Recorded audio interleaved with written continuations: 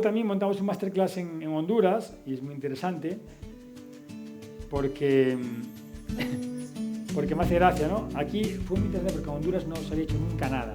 Y fue un reto tremendo, ¿no? El hacer este masterclass aquí, ¿no? Me hace gracia. Lo voy a olvidar y lo voy a tener siempre en cuenta.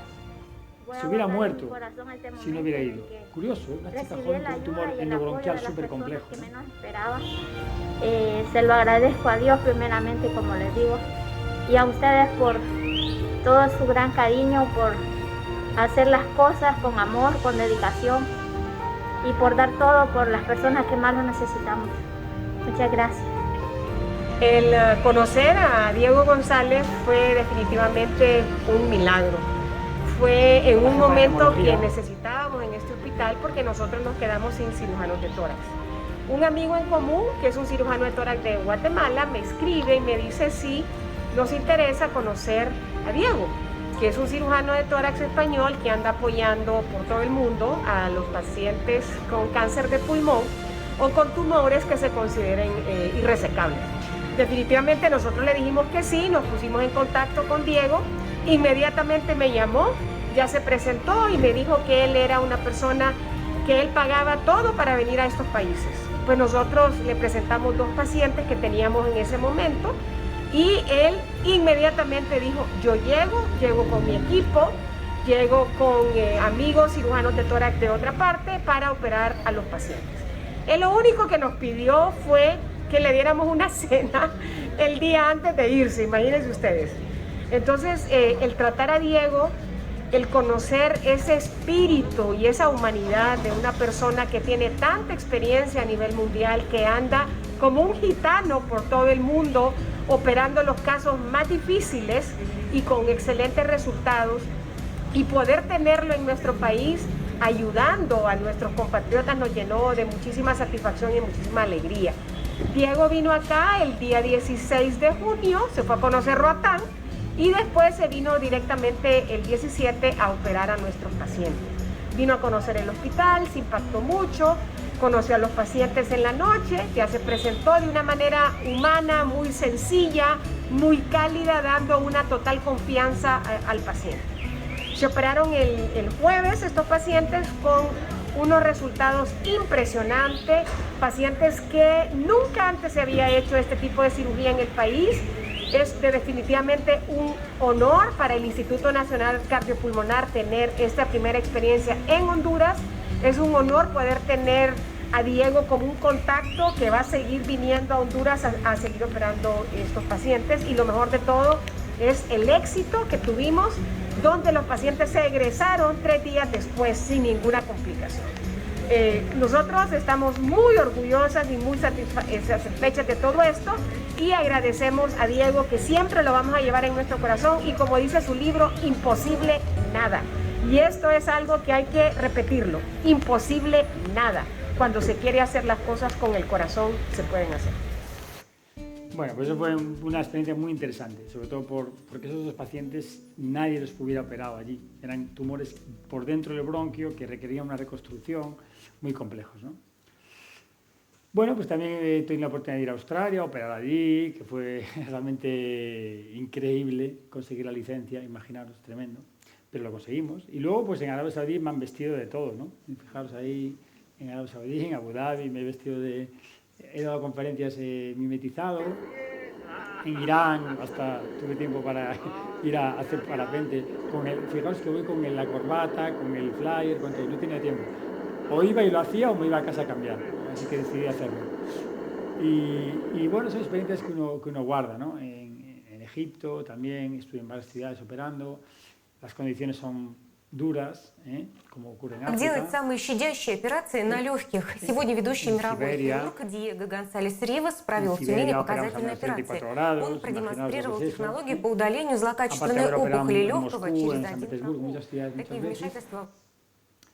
Y luego también, pues en muchos países he tenido que ir escoltado, Fijaos, esto fue en Venezuela, iba también, bueno, protegido por el gobierno, pero por ejemplo en Pakistán, en Peshawar, tuve que ir protegido por eso, pues dentro del propio quirófano había guardaespaldas. Este señor estaba conmigo 24 horas al día, ¿no? Y luego el presidente del gobierno me puso 100 soldados para visitar el Khyber Pass, que es una zona tribal muy difícil de llegar, ¿no? Aquí va incluso con chalecos antibalas, fijaros. Bueno, hay zonas que son peligrosas y que hay que ir preparado, ¿no? La técnica, bueno, podemos hacer todo tipo de cirugías, operar tumores más pequeños, incluso cirugías bilaterales. Desarrollamos también, fuimos pioneros en el mundo en una técnica de reconstrucción bronquial que se llama la sutura continua por cirugía mínimamente invasiva. También desarrollamos en Shanghái algo pionero en el mundo, que es cuando tenemos un tumor que invade la arteria, en vez de meter clanes para clampar la arteria, que la dificulta, ¿no? Dificulta la instrumentación, desarrollamos estos torniquetes, que son unos torniquetes que controlan la arteria, fijaros, y los cerramos y los dejamos dentro del tórax. Esto fue un cambio muy radical en este tipo de cirugías. Estas son cirugías ya muy avanzadas, muy complejas, pero que también fuimos pioneros en el mundo en hacerlo desde Shanghái, el uso de los torniquetes, ¿no? Y entonces esto nos permite luego tratar la arteria pues, de una manera mejor, ¿no? También cirugía muy compleja de carina. Aquí en San Rafael hemos operado varios casos de cirugía de reconstrucción de carina por cirugía mínimamente invasiva, descartados en otros sitios del mundo, que vinieron aquí y los hicimos, y los pacientes están de maravilla, libres de tumor. Y cirugía sin intubar.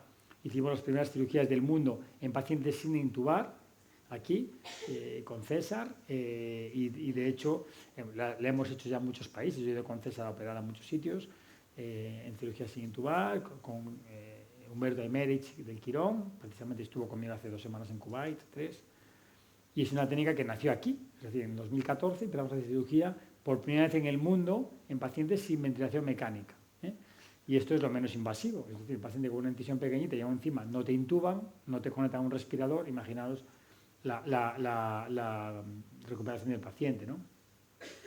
También fuimos pioneros en cirugía subsifoidea, en vez de entrar por el tórax, entramos por aquí abajo, por el sifoides. Esto es menos doloroso incluso. Y empezamos a hacerla en Europa, porque ya la hacíamos en Shanghái. Y para hacer sobre todo cirugía de mediastino, timectomías. Esto fue en Pakistán. Imagínate que no teníamos un retractor y improvisamos, uniendo ahí con unas gasas para traccionar, ¿no? Es decir, en muchos sitios tenemos que improvisar, pero este tipo de cosas te hacen siempre mejor cirujano, porque aprendes recursos, ¿no? También hicimos las primeras cirugías del mundo en Polonia, por el cuello. Esto había salido aquí en la Voz de Galicia en su día, con Marcin Zielinski, y esto fue en Zakopane, la primera vez que se operaba un cáncer de pulmón por el cuello, y lo operamos juntos en el año 2016, creo que fue, puramente en un portal. Y desarrollamos una técnica que se llama instrumentación avanzada con unos instrumentos y seguimos evolucionando, ¿no? Hemos conseguido también hacer en China por primera vez también cirugías en 3D sin gafas, es decir, es un sistema que desarrollaron allí en Guangzhou, que estos dos sistemas reconocen mis ojos y yo veo aquí un holograma, estoy como si estuviera dentro del tórax. Esto aquí no ha llegado, no existe aún, pero es algo que va a llegar. Es muy caro, este sistema vale casi $500,000 euros, pero está en fase de desarrollo, ¿no? O cirugía robótica, cirugía con un brazo robótico controlado con el pie, o incluso controlado con la voz. Fijaos que esto es un brazo que controla la cámara, entonces yo no necesito como ayudante, porque yo muevo el brazo que me mueve la cámara, ¿no? Y entonces también fueron los primeros casos del mundo, también, hechos aquí, en Coruña, precisamente. Y un poco con el desarrollo de este tipo de cosas, ¿no? Cámaras inalámbricas, un proyecto que tenemos en Hong Kong ahí, para, en vez de meter una cámara desde fuera, desde dentro la metemos como si fuera un sistema magnético. Y luego yo desarrollé esto, que también lo desarrollé en Shanghái, que son unos graspers para agarrar el pulmón. Fijaros que en vez de entrar desde fuera, los movemos con un sistema magnético desde fuera, ¿no veis? Entonces, claro, tenemos más espacio dentro del tórax para poder operar. Pero, claro, de repente surge la técnica robótica, ¿no? Y los cirujanos robóticos empiezan a decir, bueno, esta técnica pues tiene mejor visualización, tiene mejor control, etcétera, etcétera, ¿no? Es más preciso, pero claro, hacen falta entre 4 y 5 incisiones, por eso yo siempre estoy un poco reacio a la robótica en ese sentido, ¿no? Entonces ahí tienes un poco la posibilidad de ser un cirujano moderno, clásico, lo que llamo yo un classic warrior, ¿no? El cual está en su zona de confort, aprende una técnica y opera siempre con esa técnica tradicional, o eres un cirujano moderno que intentas evolucionar las técnicas usando la tecnología que tienes disponible, ¿no? Y yo me identifico más con este tipo de concepto, ¿no? El cirujano moderno, ¿eh?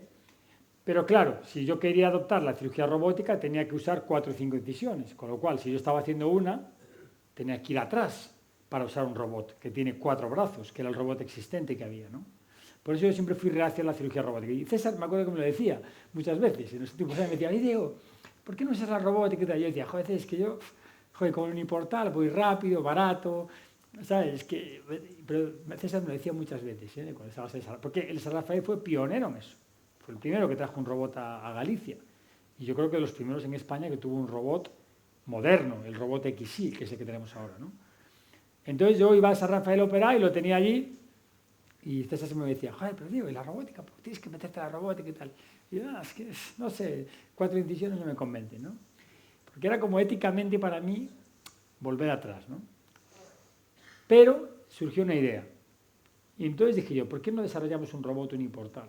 Un robot que entre así, es decir, este es el robot que hay ahora, el XY, el que tenemos ahora en San Rafael, y el que se usa en el mundo. ¿Y por qué no combinamos este robot con el abordaje subsifoideo y desarrollamos un robot así? Así es que yo tuve esa idea en el año 2016, hablé con los ingenieros de la compañía Intuit Surgical, que está en Estados Unidos, los que hacen el robot, y se vinieron todos conmigo a Shanghái para desarrollar la idea uniportal. Les gustó la idea y se desarrolló este sistema, el robot uniportal, un brazo único que despliega 4 brazos. Me fui a Estados Unidos y estuve en el año 2017 yendo varias veces ahí al laboratorio, está en Silicon Valley, donde están todas las Facebook, Apple, Twitter. Y entonces estuve allí haciendo el desarrollo de este robot, ¿no? Hicimos la primera publicación del mundo con este robot en el 2018, que está en el GTD, una revista científica. Y claro, el robot es una pasada, ¿no? Pero bueno, requería evolución. Teníamos todo preparado para hacer las primeras cirugías en pacientes en el año 2020, en marzo, en Shanghái. Y de repente llegó la pandemia y ya rompió todos mis planes, ¿no? Así es que lo dejé aparcado, claro, porque ya me decía atrapado aquí en Coruña, tenía toda mi agenda desarrollada, con lo cual tuvimos que parar esto, ¿no? Este es un poco el concepto, ¿no? Este vídeo no se lo habréis visto alguna vez, pero este es el concepto de la idea que yo tuve con ellos, ¿no? Que es un robot muy preciso, ¿no? Esto es una uva, como el robot tiene esa precisión de suturar, ¿no? Suturar lo que... cualquier cosa, ¿no? Incluso, pues, cosas tan finas y tan delicadas como es esta, ¿no? Claro, uno ve este vídeo y de repente cuando llega al final se da cuenta de que esto es un robot uniportal. Porque, fijaros ahora, que es lo bonito del vídeo, ¿no? Este está haciendo la sutura entre una botella y a través de una sola incisión, ¿no? Que este es el concepto que nosotros tuvimos, ¿no? Pero llega la pandemia y entonces todo cambia, ¿no? Cambia un poco mi agenda, cambia toda mi vida, me quedo aquí, toda mi agenda que estaba llena del 2020 por todo el mundo, cursos en Shanghái, desarrollo del robot, que iba a ser una explosión mundial, tal, se para. Y entonces, claro, me quedo en Coruña y bueno, empiezo a reinventarme, a hacer cosas nuevas, ¿no? Me voy a Portugal, donde Javier está allí trabajando, y entonces veo que él hace una técnica para hacer hiperhidrosis, para operar el sudor, muy interesante. La adopto con él y empezamos a hacer muchos casos con esto, ¿no?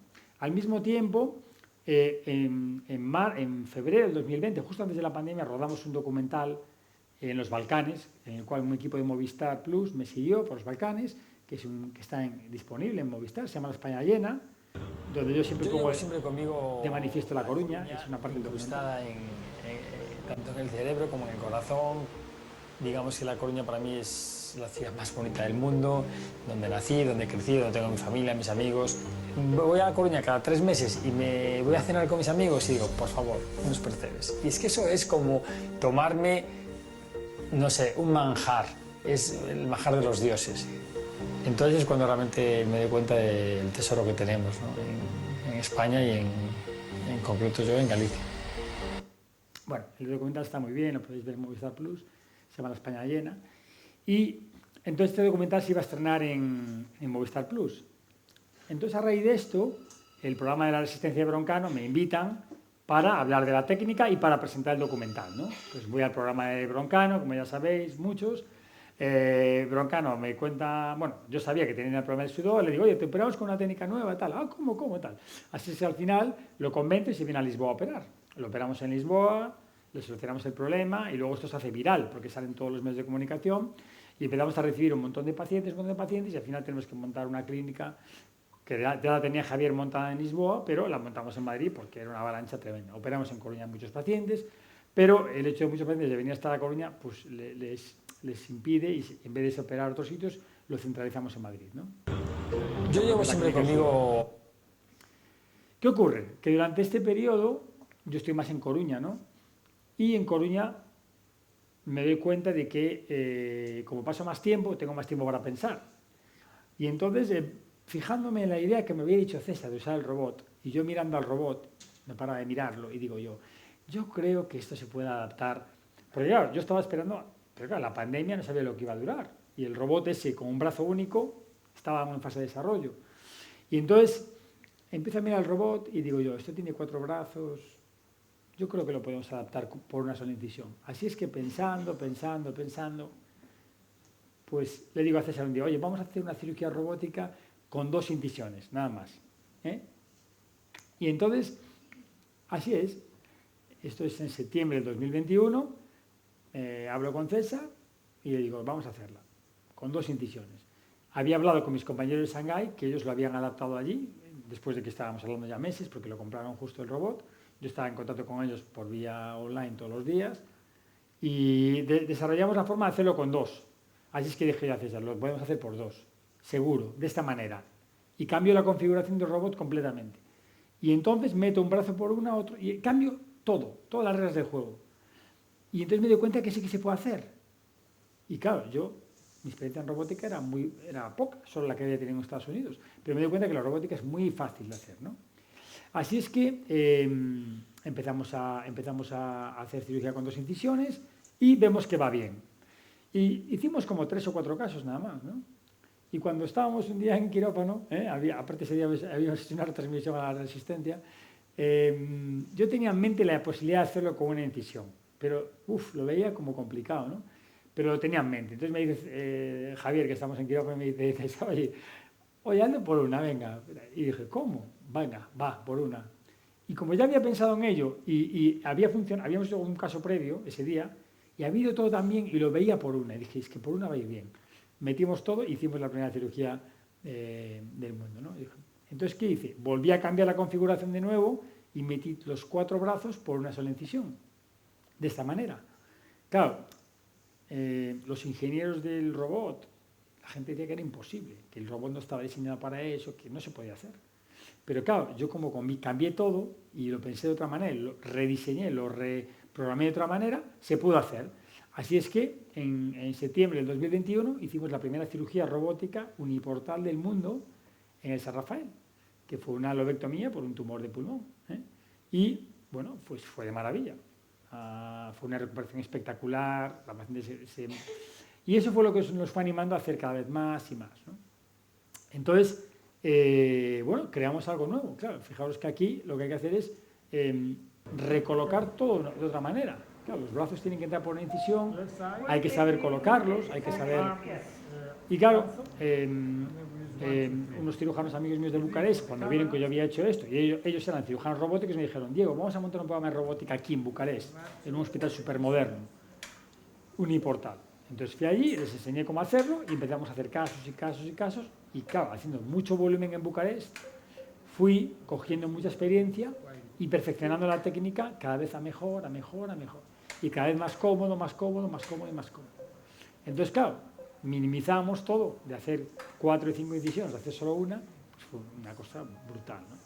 Y en San Rafael empezamos a hacer más casos, y empezamos a hacer incluso casos más complejos, reconstrucción en sleeve, reconstrucción bronquial, y nos dimos cuenta que el robot daba muchísimas ventajas de forma uniportal, más precisión, visión en 3D, una pasada, ¿no? Todo súper moderno. Y bueno, fijaros, yo estoy en una consola, yo estoy ahí sentado y aquí tengo un ayudante que se encarga de coordinar los brazos, pero el que mueve todo soy yo desde una consola, ¿no? Es el cirujano principal. Así es que bueno, vemos que el uniportal ha evolucionado, que hoy en día ya todas esas críticas que hubo, ¿no? Ya se frenan, ¿no? Es el final de la película de Matrix, cuando realmente la evidencia, la actividad científica, los congresos, la demostración quirúrgica en cada sitio hacen que pues, sea sólida, que por fin ya esté implementada en todo el mundo.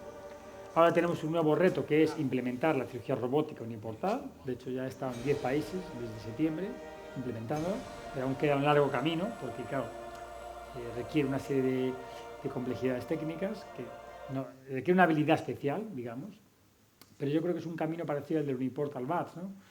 Que con el futuro, bueno, pues con sus desarrollos, con material más adaptado, etcétera, pues sí, eso, simplemente hay que pensar de forma diferente y adaptarse a las nuevas tecnologías, ¿no? Y de hecho, la semana pasada estuve en Estados Unidos, en el Congreso americano, y después me fui de nuevo a Silicon Valley, porque los ingenieros querían ver cómo hacía esto. Y entonces yo creo que se quedaron bastante sorprendidos, les gustó, y bueno, pues van a validar la técnica. De hecho, esa persona que está aquí, a la mía, es David Rosa, que es el fundador de la compañía robótica, y estos son todos los ingenieros que inventaron el robot, ¿no? Entonces, bueno, la verdad es que fue una visita muy satisfactoria, ¿no? Por tanto, siempre el lema es siempre el mismo, ¿no? Hacer lo menos invasivo para el paciente, porque cuanto menos agredamos al paciente, mejores resultados va a tener. Este es nuestro lema también, keep calm, think uniportal, es decir, mantener la calma, ir poco a poco, no apresurarse en pasos, ¿no? Porque la cirugía requiere una disección precisa y oncológica, no se trata de hacer todo rápido. Y bueno, pues hay un documental, como ya sabéis, This is Life, hay otro que se llama 7 Days, que está en YouTube, o en mi Instagram también lo puedes ver. Y que al final el lema es que lo único imposible es aquello que no intentas, todo es posible, hay que luchar por ello, hay que seguir trabajando, y bueno, pues eso se refleja muy bien en el libro, Imposible es nada, escrito por Elena Pita, hay una versión en inglés, ahora está traducido al chino también, se está vendiendo allí, y bueno, pues aquí sale como ya digo, el hombre de tus sueños, César, que es uno de los protagonistas. Y bueno, pues es al final un poco que eso, para poder evolucionar uno tiene que salir de su zona de confort, uno tiene que asumir ciertos riesgos, siempre todo controlado, porque claro, cuando uno ve esto y dice, Diego está loco, ¿no? Esto es la piscina del diablo, se llama en Zambia, las cataratas Victoria, pero como yo siempre digo, ¿no? Cuando uno quiere hacer algo, tiene que hacerlo con cierta seguridad. Es decir, cuando uno quiere evolucionar en cirugía no lo hace a lo loco. Uno puede pensar, bueno, está hecho una cosa a lo loco. No, todo está pensado, todo está controlado, ¿no? Si os fijáis, pues en la piscina del diablo, si yo me quiero hacer un selfie ahora, probablemente me muera, porque me voy a caer. Pero si yo mantengo la mano en la roca, sigo las instrucciones de la persona que está conmigo, es decir, si hace las cosas paso a paso, todo es seguro, ¿no? Igual que, pues aquí, eso es en Namibia, yo quería saltar en caída libre, claro, y me dije, no, que salta con un monitor, evidentemente, si yo salto solo me mato. Por tanto, quiero decir, es como todo, ¿no? Igual que aquí, ¿no? En Río de Janeiro, pues un vuelo en ala delta, pues siempre con un monitor, ¿no? Yo creo que las cosas hay que ir poco a poco, ¿no? Y bueno, pues nada más, esto de la